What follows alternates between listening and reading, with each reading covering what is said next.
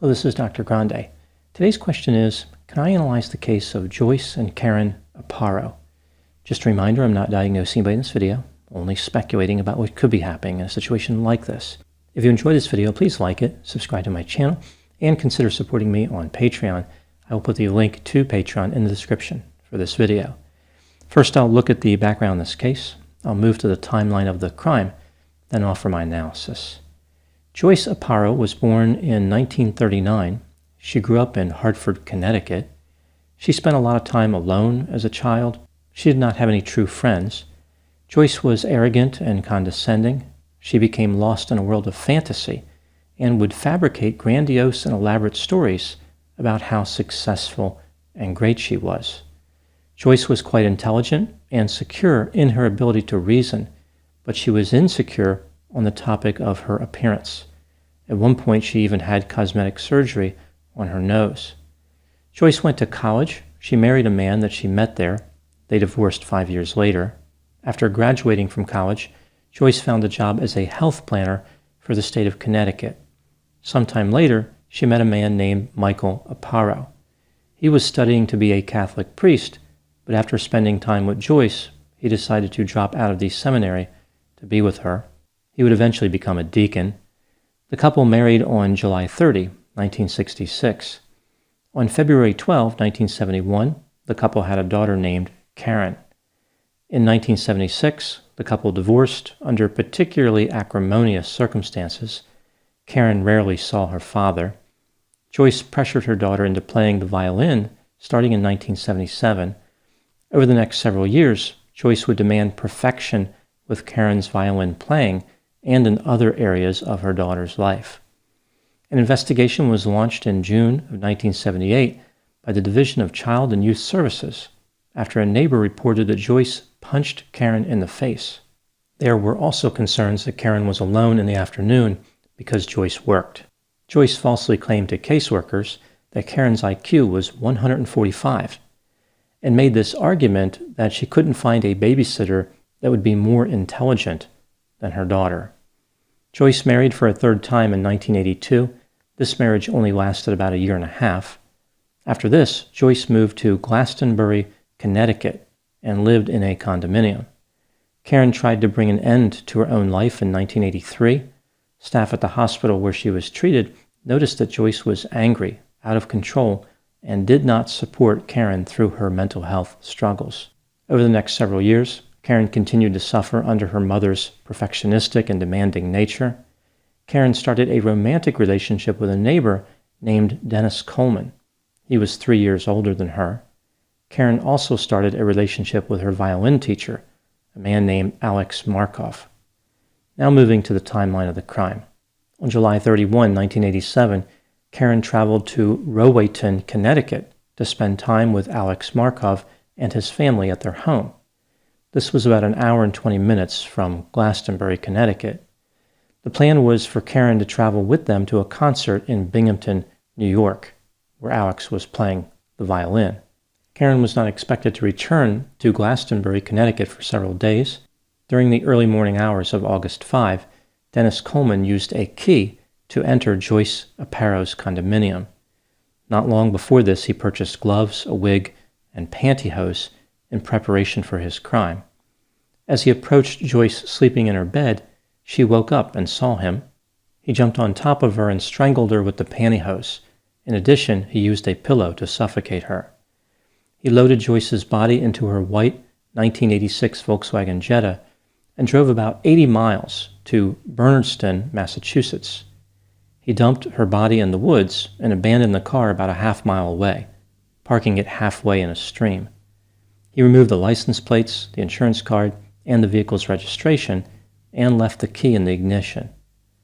Dennis was given a ride home by a couple of friends. Later, as part of a plea deal, these two friends would be convicted of hindering prosecution. Eventually, their criminal records would be expunged.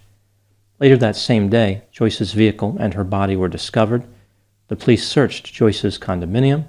There was no sign of forced entry, and the neighbors did not see anything out of the ordinary. Karin was interviewed by the police. They felt as though she was not forthcoming. After she was done talking to them, She asked if she could use a phone in the police station. She called Dennis Coleman from that phone. What Karin didn't realize is that there was a police secretary near that phone who could hear Karin's side of the conversation. The secretary wrote down what Karin said. For example, "Where did you do it? Did you hurt your head? That's okay. You were over at the house the night before we left. Don't worry about it. Did you clean up? Did you make the bed? The police didn't think that it was a cat burglar. Don't worry about it. And think about something else. I'll be there soon to take care of you." The police found Karin's words to be highly suspicious, but Karin had an explanation. She said that Dennis had been feeding the cats at the condominium. After her mother's funeral, Karin showed up at the police station with a lawyer. Karin told them that she found a note from Dennis on her bed. Among other things, the note contained the statement, "I will do the deed, I promise you." Karin told the police that Dennis told her that he killed Joyce because he wanted to be with Karin forever. The police interviewed Dennis. He initially lied about the meaning of the note, but finally confessed to the murder. He believed he was saving Karin from her terrible mother. He acted alone in the crime. Dennis was charged with murder.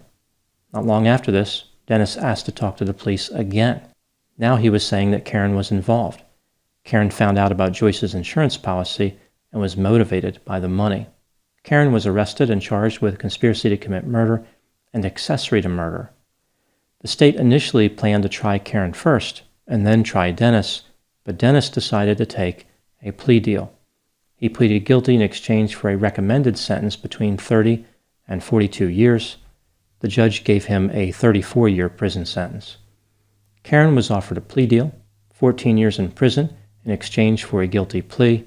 Realistically, she would have been out in 7 years. She declined the deal, saying that she was innocent. The case went to trial. Dennis testified against her, saying that the murder was her idea.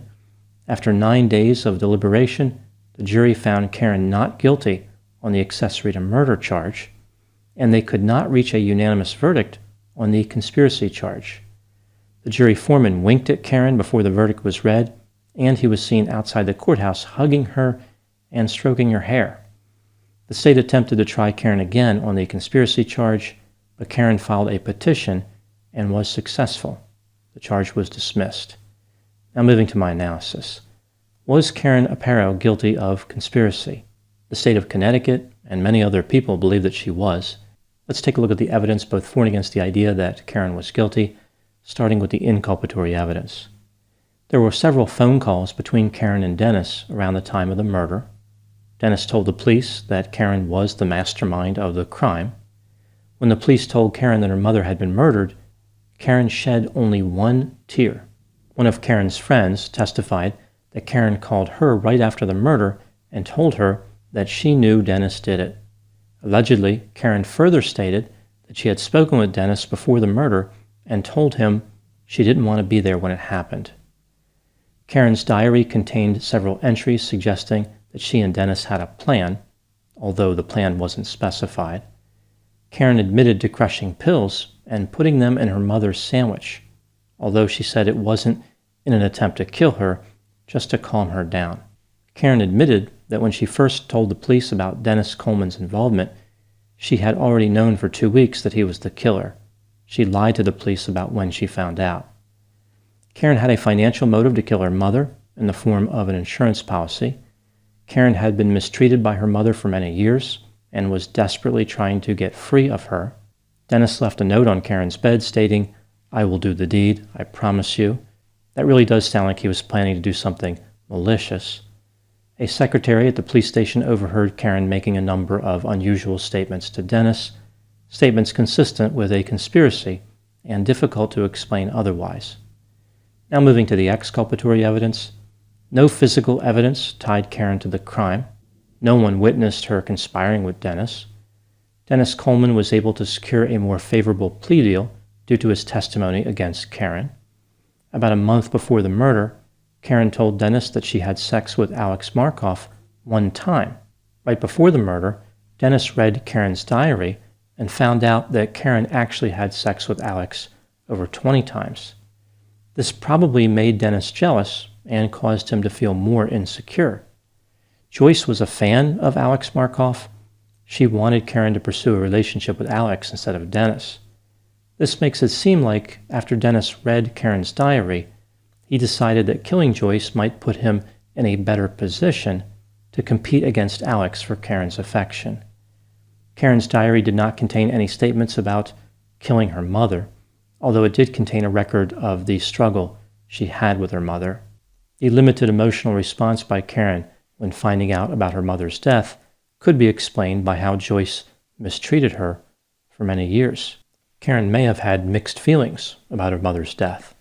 Dennis did tell the police that Karin was the mastermind, but initially he said that he acted alone. When considering all the evidence, do I think that Karin was guilty?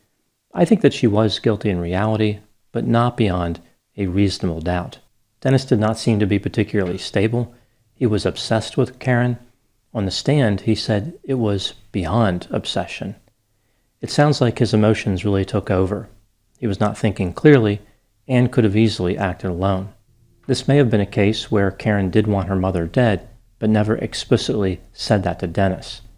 Maybe she manipulated Dennis in a more insidious way, showing him what her ideal solution would be without ever stating it in so many words. I will now offer my thoughts on a few items that stood out to me in this case. Item number one of the factors that helped Karin at her trial was the nature of her mother. Joyce put a lot of pressure on Karin to achieve success playing the violin. Karin did have some talent for playing this instrument, but she was nowhere near as good as Joyce made it seem. Joyce would tell people that Karin was sought after, like she was invited to play in Russia, Scotland, and at the New York Philharmonic. Joyce was demanding in other areas as well. She wanted Karin to be perfect in every way. When Karin would fail to meet her mother's standards, Joyce would physically strike Karin, demean her, and manipulate her. Nothing Karin could do was good enough for her mother. Item number two, Joyce left an impression on her 3 ex-husbands. Now, typically, ex-husbands don't come together to form a fan club for an ex-wife, but their thoughts on Joyce were much more negative than one would expect. Joyce would frequently attempt to manipulate them and would make up stories about them.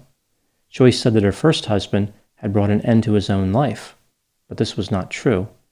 She would routinely demean her second husband, Michael, by making fun of him for his religious beliefs, and her third marriage lasted only a year and a half, during which her behavior was highly disruptive. Item number 3, Joyce's coworkers held the highest opinions of her out of all the people that she knew, which is to say, they despised her the least.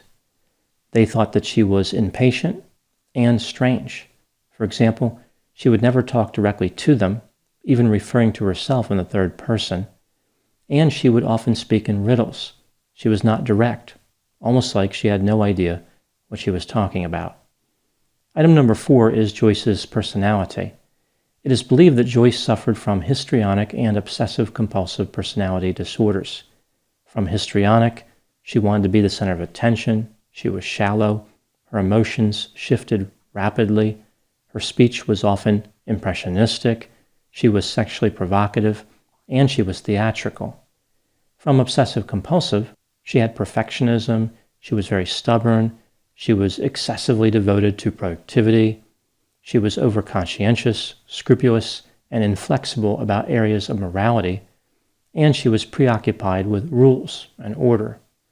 In addition to the histrionic and obsessive-compulsive traits, Joyce was narcissistic. She frequently lied, was manipulative, arrogant, condescending, envious, grandiose, and had fantasies of power and success.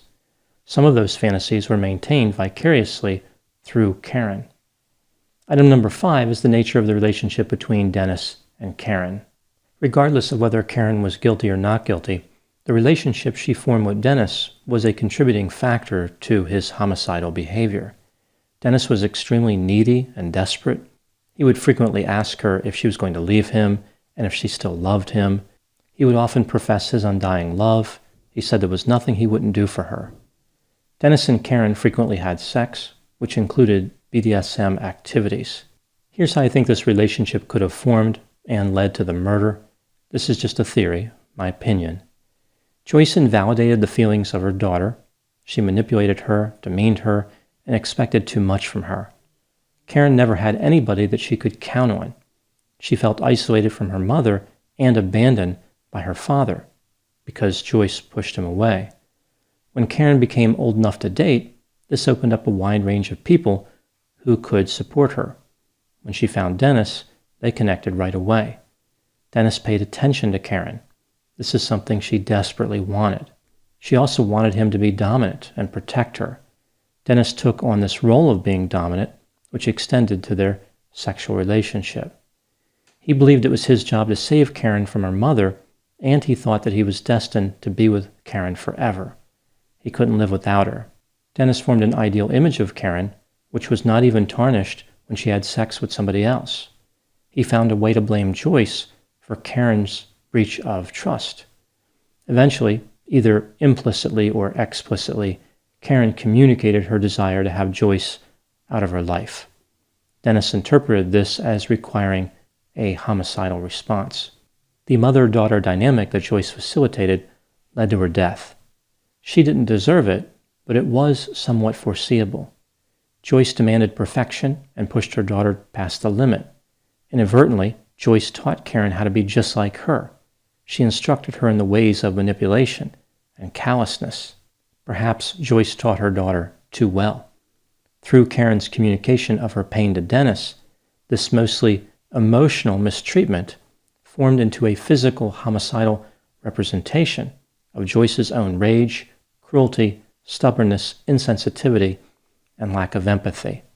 Joyce expected her investment in her daughter to pay off, but she never expected a lethal dividend. Those are my thoughts in the case of Joyce and Karin Aparo. Please put any opinions and thoughts in the comments section. They always generate an interesting dialogue. As always, I hope you found my analysis of this topic to be informative. Thanks for watching.